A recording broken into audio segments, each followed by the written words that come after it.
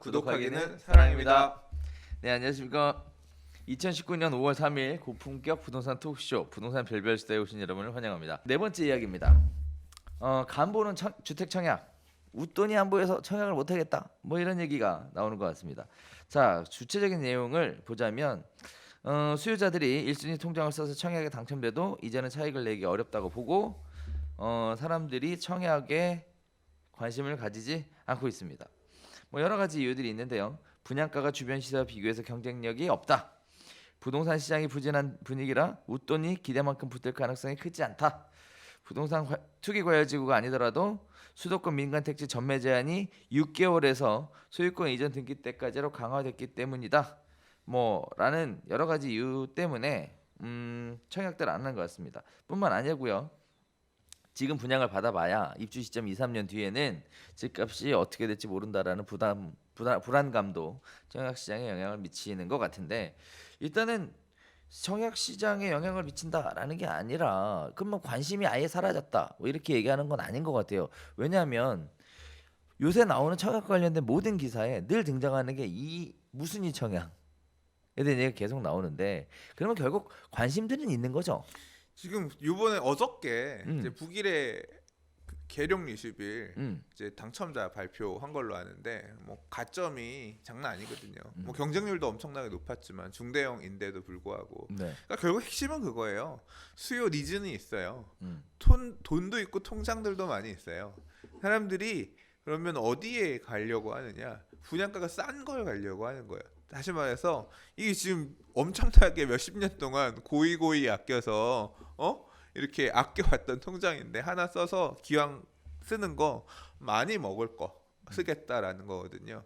그럼 지금 간보는이라는 표현이 참 간본다라는 표현 그런데 많이 안 먹을 것 같은 경우는 그냥 안 들어가는 거고, 이건 먹을 게 보이는, 이제 올해 지금 북일해 같은 경우가 분양가 상한제가 딱 걸려 있는 데라서 택지 조성 자체를 과거에 했고 과거에 토지 공급 가격이 있기 때문에 아무리 비용을 얹어도 분양가가 싸니까 상대적으로 먹을 게 많으니까 이번 상승장에서 사업 시행 이익 부분을 반영하지 얼마 않은 상태에서 공급을 하는 거기 때문에 싸죠. 올해 이제 6월 달인가 과천 지식정보타운 제이드자에도 나오거든요. 그래서 지식정보타운도 공공 이 분양가 상한제 적용되는 데라서 분양가가 주변 과천보다는 굉장히 매력적인 금액대에 나올 거란 말이에요. 네. 그러니까 이런 지역들에는 사람들이 그냥 막 몰리는 상황인 거고, 이제 민간 분양 같은 경우는 민간 분양도 굉장히 타이트하게 분양 보증 때문에 허그가 이제 뭐 10%, 110%룰 가지고 해서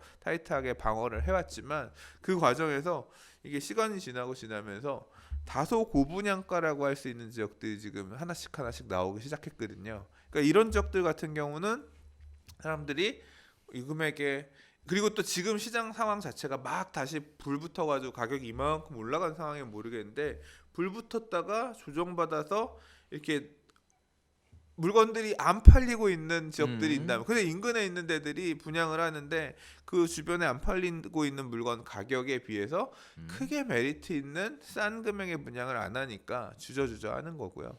그래서 청약을 했다가 미계약도 나오는 상황인 거고, 지금 무순위 청약 같은 경우는 이런 어떤 재당첨 제한이라든가 페널티가 없거든요. 상대적으로 적거든요. 그러니까 뭐 넣어보고 좋은 거 되면 뭐 계약하고 안 좋은 거 되면 그냥 말지 뭐 이런 마음으로 그냥 되게 프리하게 넣어서, 그래서 근래 뭐 홍제 효성 해링턴 같은 경우도 174가구가 미계약분에 대해서 후순위? 아니, 그러니까 후순위 무순위 청약? 아무튼 뒤늦게 끝나고 나서 무순위 청약을 받았는데 실제 계약은 74가구하고 100개 정도 남았다. 이제 그것도 예비를 많이 뽑아냈기 때문에 예비 안에서 많이 소진이 될 수 있을 거라고 생각은 됩니다만, 이제 이런 식으로 사람들이 청약 제도에서 이 지금의 청약 제도 하에서 사람들이 분양가를 기준으로 해서 굉장히 다른 형태로 대응하고 있다. 되게 똑똑한 거죠, 어떻게 보면. 네.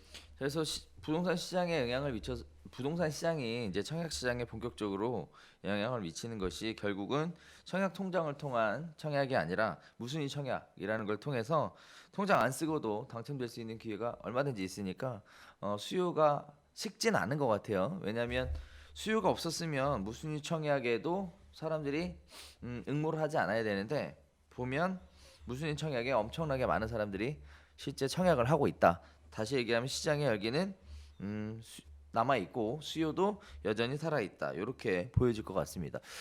얼마 전에 기사 보니까 음, 무순위 청약도 너무 몰린다고 음, 이 무순위 중에서 유주택자 가져가면 안 된다면서 음, 무주택자를 더 우선적으로 배정할 수 있게끔 하는 또 뭔가 주택 공급에 관한 규칙을 또 선보겠다고 그런 기사 나왔어요. 아주 그냥 징글징글해. 네, 아무튼 그렇대요. 그렇다고 합니다. 네. 네, 좋죠. 필요한 일이죠. 네. 네. 자, 그래서 아직 청약에 관심 있는 분들, 내 집 마련에 관심 있는 분들은 무순위 청약에 관심을 가져보시는 게 전 좋을 거라고 생각을 합니다. 사실 뭐 무순위 청약 사실 그 미분양으로 되게 되면 미분양 물량을 소진하기 위해서 또 다양한 혜택들이 또 나오게 되니까 이런 것까지 감안해 본다면 어차피 내 집은 있어야 되잖아요. 네, 그런 차원에서 괜찮다라고 생각을 합니다. 그냥 비싸냐 싸냐에 대한 부분은 저는 언급은 안 하겠습니다. 네. 오늘 저희가 준비한 소식은 여기서 인사드리도록 하겠습니다. 감사합니다.